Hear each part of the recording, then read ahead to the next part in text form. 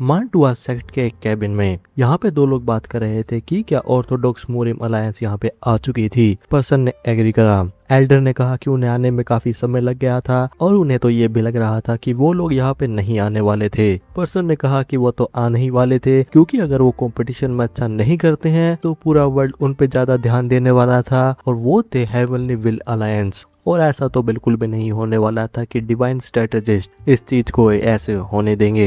Elder ने कहा कि ये एक ऐसा ट्रैप था जिसे वो अवॉइड नहीं कर सकते हैं, और पूछा कि वहाँ पे पार्टिसिपेंट्स कौन थे। पर्सन ने बताया कि वहाँ पे जैंग थे, डोचियोन थे और साथ ही में सैंग हो। एल्डर वहीं पे पोज हो गए और कहा कि क्या वो डीमन स्लेइंग सोर्ड सैंग हो की बात कर रहे थे, और ये थे टैंग क्लैन के टैंग म्यूंग। टैंग म्यूंग ने कहा कि सैंग हो ने काफी डीमंस को वहाँ पे मारा था, और वो सैंग हो को एक राइजिंग यूथ मार्शल आर्टिस्ट तो नहीं कह सकते हैं। पर्सन ने कहा कि उनके पास सैंग हो का सोल्यूशन था। टैंग म्यूंग ने बताया कि वहाँ पे जो जीतेगा सिर्फ वो ग्लोरी नहीं लेगा, मगर दुनिया उसे एक्नॉलेज नहीं करेगी जो वहाँ पे सेकंड प्लेस पे आया है, और वहाँ पे जो टाइटल है वो है स्ट्रॉन्गेस्ट मार्शल आर्टिस्ट के लिए, और वहाँ पे सेकंड स्ट्रॉन्गेस्ट तो कोई भी नहीं है। एल्डर ने पर्सन से पूछा कि क्या वो सैंगो से फाइट करने के लिए रेडी थे। पर्सन ने कहा कि कंपटीशन खत्म होने के बाद टैंग क्लैन वर्ल्ड का सबसे पावरफुल क्लैन बनने वाला है, और ये थे टैंग क्लैन के टैंग जोंग। टैंग म्यूंग ने कहा कि वो उन पे भरोसा कर रहे हैं, मगर वो उनका गार्ड डाउन ना करें और हर चीज के लिए तैयार रहें।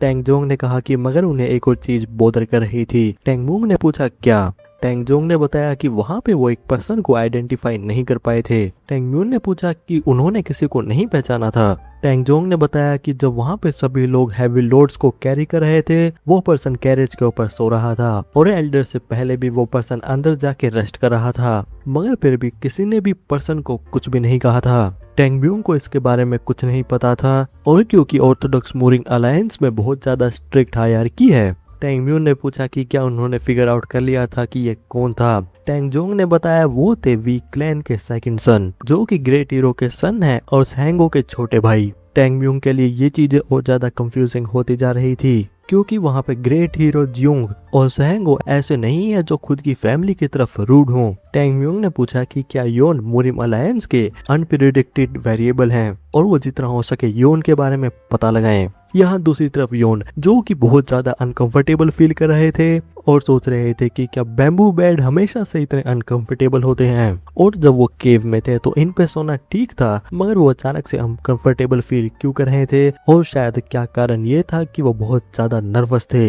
योन ने भी सोचा कि ऐसा तो बिल्कुल नहीं था, और उन्होंने डिसाइड करा कि वो वार्म अप करेंगे, और ये चीज इसीलिए हो रही है क्योंकि उन्होंने वार्म अप नहीं करा है, और ये कारण बिल्कुल नहीं है कि वो नर्वस हो चुके हैं। ये डिसाइड करके योन वहां से बिल्डिंग से चले गए थे, और वो कोर्टयार्ड से होते हुए एक फॉरेस्ट की तरफ आ गए थे। योन जब वहां पे लैंड हुए तो वो थोड़ा स्ट्रेचिंग कर रहे थे और पूरी बॉडी क्रैक कर रही थी। योन ने भी कहा कि जब उनकी बॉडी की बात आती है तो वो एक तरह से बिल्कुल फेलियर ही थे।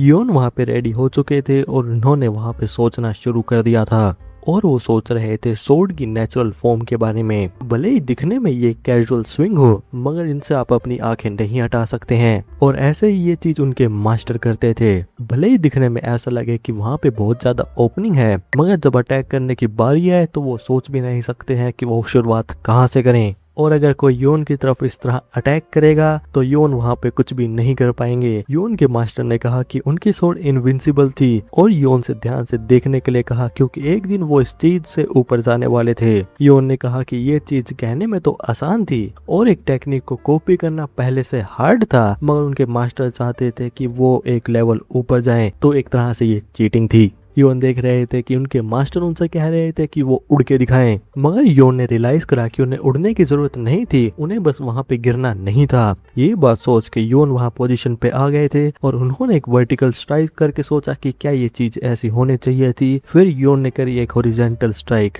योन के लिए सोर्ड की ट्रेजेक्ट्री को कॉपी करना मुश्किल नहीं था, मगर टेक्निक के नीचे वहां पे क्या छुपा हुआ है उसे चेज करना योन के पोस्चर को ब्रेक कर रहा है।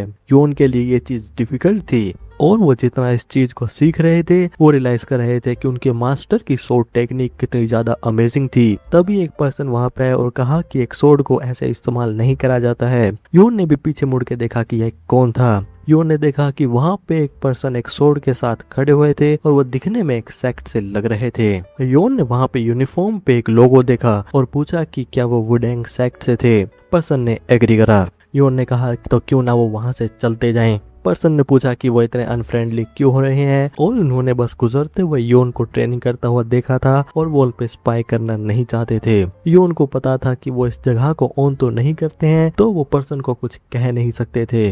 पर्सन ने कहा कि दिखने में ऐसा लग रहा था कि योन स्ट्रगल कर रहे थे और क्यों ना वो उनकी मदद करें। योन ने कहा कि वो कुछ ज्यादा ही नोजी हैं। पर्सन ने कहा कि टाओइस्ट ऐसे ही होते हैं और वो एक टाओइस्ट क्यों ही बने कि वो अगर दूसरों की मदद नहीं कर सकते हैं। पर्सन ने कहा कि योन स्ट्रगल इसलिए कर रहे हैं क्योंकि योन ने वहाँ पे अपनी सोर्ड की सॉफ्टनेस और हार्डनेस में बैलेंस नहीं ढूंढा है और इन चीजों में वुडेंग वहाँ पे बेस्ट है, तो क्यों ना वो उनकी मदद करें। योन ने मना करा और बताया कि वो ठीक थे। पर्सन ने कहा कि वो रिजेक्ट ना करें और वो योन को अंडर एस्टिमेट नहीं कर रहे हैं। पर्सन ने अपने आप को इंट्रोड्यूस करा और बताया कि उनका नाम सोंग यून था और योन ने उनके बारे में तो सुना ही होगा। योन ने कहा कि सोंग ह्यून और मना करा कि उन्हें नहीं पता था। सोंग ह्यून ने भी सोचा कि योन को उनके बारे में नहीं पता था और वो वुडेंग के मार्शल आर्टिस्ट में यंगेस्ट में सबसे बेस्ट थे और साथ ही में थर्ड जनरेशन के बेस्ट में से गिने जाते थे। तो क्या योन यहाँ पे सार्केज्म कर रहे थे, लेकिन योन का रिएक्शन देख के वो समझ गए थे कि योन को सोंग ह्यून के बारे में कुछ भी नहीं पता था। सोंग ह्यून ने बताया कि ये पॉसिबल था कि उन्हें उनके बारे में नहीं पता था, मगर ये चीज इम्पोर्टेंट भी नहीं थी। योन ने एग्री करा और कहा कि उन्हें ट्रेनिंग करनी थी, तो क्यों ना वो वहाँ से चले जाएं। सोंग ह्यून ने कहा कि वो कह रहे थे कि उनकी ट्रेनिंग मेथड गलत था और वो उन्हें एक बार ये चीज दिखाएंगे और ये बहुत ज्यादा रेयर चांस था। योन को पता था कि दुनिया में कुछ ऐसे लोग होते हैं जो किसी की भी नहीं सुनते हैं और ये बंदा उनमें से ही एक था।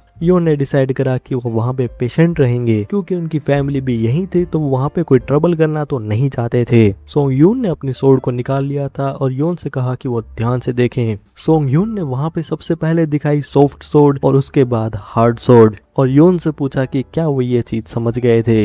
योन भी वहाँ पे परेशान हो गए थे और कहा कि वो पहले तो सोर्ड को साइड में करें। सोंग ह्यून ने माफी मांगी अगर ये चीज अनप्लेजेंट थी और उन्हें इस चीज को समझाने का कोई और बेटर तरीका नहीं पता था। सोंग ह्यून ने बताया कि अब तक सबसे इम्पोर्टेंट पार्ट तो वो फोकस करें क्योंकि योन इसी चीज के पीछे थे और वो था बैलेंस्ड ब्लेड। सोंग ह्यून सोच रहे थे कि अब योन तो समझ ही गए होंगे कि वो कितने ग्रेट थे, मगर योन का रिएक्शन ये था। मैं नहीं करता एक्सप्लेन, बहुत ज्यादा डिसअपॉइंटमेंट दिख रही है भाई के चेहरे पे। सोंग ह्यून ने पूछा कि क्या वो समझ गए थे। योन ने कहा कि जी हाँ, वो अब समझ गए थे। सोंग ह्यून ने बताया कि ये once in a lifetime opportunity थी, तो वो इस चीज को बाद में रिग्रेट तो नहीं करें। योन ने कहा कि हाँ जी हाँ, मैं समझ गया हूँ। सोंग ह्यून ने पूछा कि क्या वो सच में समझ गए थे। योन ने कहा कि वो इस चीज को खुद फिगर आउट कर लेंगे, तो क्या अब सोंग ह्यून वहां से जा सकते थे। सोंग ह्यून भी समझ गए थे कि ये पर्सन बहुत ज्यादा जिद्दी थे और उन्होंने देख लिया था कि वो वहां पे कुछ नहीं कर सकते थे, तो उन्होंने कहा कि वो जैसा चाहते थे तो वो जा रहे थे और पूछा कि वो कौन थे। योन ने अपने आप को इंट्रोड्यूस करा और बताया कि वो वी क्लैन के योन थे। सोंग ह्यून ने भी पूछा कि क्या वो वी क्लैन से थे। योन ने इस बात से एग्री करा। सोंग यून ने कहा तो फिर वो वहाँ पे डीमन स्लैंग सोर्ड सैंगहो के छोटे भाई होंगे। योन ने एग्री करा। सोंग यून ने भी कहा कि उनके छोटे भाई इस हालत में हैं, मगर फिर भी सैंगहो उनकी मदद नहीं कर रहे हैं और क्या दोनों भाइयों के बीच में कोई भी ब्रदरली लव नहीं है। योन ने भी कहा कि क्या। सोंग यून ने कहा कि शायद सैंगहो जितना कहा जाता है उतने ग्रेट नहीं है, तो क्यों ना योन उनके छोटे भाई सैंगहो से जाके कहें कि सैंगहो की झूठी इमेज अब तक जो बनी है, सोंग ह्यून उस इमेज को डिस्ट्रॉय करने वाले हैं। और सोंग ह्यून ने शुरू से ही बिलीव नहीं करा था कि एक छोटी सी फैमिली से कोई वहाँ पे इतना स्किल्ड भी हो सकता है। योन ने कहा कि वो उनके भाई के बारे में बात करना बंद करें और योन सोच रहे थे कि वो बस और 3 बार वहाँ पे पेशेंट रहेंगे। सोंग ह्यून ने कहा कि वो समझ सकते थे कि वो सैंगहो को लेके प्राउड थे, मगर सच तो कभी कहना ही होगा और वो वहाँ पे सच ही कह रहे थे। योन ने अटैक करा तो क्यों ना कहा कि वो ये लें और अटैक से वहाँ पे सोंग ह्यून वहाँ जमीन पे गिर गए थे। योन ने कहा कि उन्होंने कहा था कि वो उनके भाई के बारे में बात करना बंद करें। सोंग ह्यून ने अपनी सोर्ड का कवर दिखाते हुए कहा कि क्या उन्होंने इस कहावत के बारे में सुना था कि जब वहाँ पे बातों से काम ना हो तो वहाँ पे लाते चलाओ। सोंग ह्यून ने भी कहा कि ये कौन सी कहावत थी और क्या अभी अभी योन ने उनके हेड पे हिट करा था। योन ने कहा कि अगर उन्हें इस कहावत के बारे में नहीं पता था और ये बात कहते हुए योन ने सोंग ह्यून की तरफ अटैक करना शुरू कर दिया था और योन ने जो अपने आप से प्रॉमिस करा था कि वो 3 बार पेशेंट हो गए, योन वहाँ पे 1 बार भी पेशेंट नहीं हो पाए थे।